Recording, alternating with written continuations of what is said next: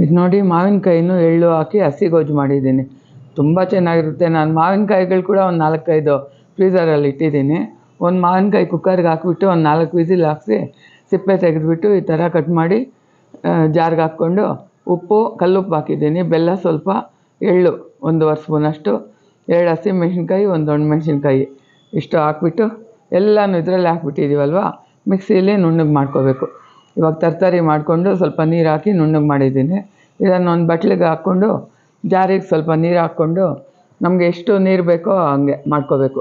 ಇನ್ನೂ ಸ್ವಲ್ಪ ನೀರಾಗ ಮಾಡಿಕೊಂಡ್ರೆ ಕುಡಿಬೋದು. ಈ ಥರ ಮಾಡಿಕೊಂಡ್ರೆ ಮುದ್ದೆಗೂ ಅನ್ನಕ್ಕೂ ಚೆನ್ನಾಗಿರುತ್ತೆ.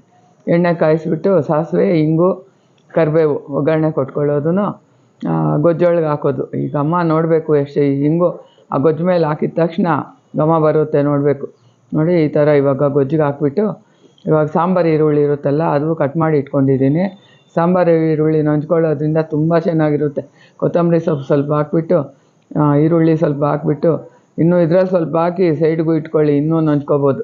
ನೋಡಿ ಮಿಕ್ಸ್ ಮಾಡಿಕೊಂಡು ಅನ್ನದ ಮೇಲೋ ಮುದ್ದೆಗೋ ಯಾವುದಕ್ಕೆ ಇಷ್ಟ ಆದರೆ ಹಾಕ್ಕೊಂಡು ತಿನ್ನಿ, ಅಷ್ಟು ಚೆನ್ನಾಗಿರುತ್ತೆ. ಮಾಡ್ಕೊಳ್ಳಿ.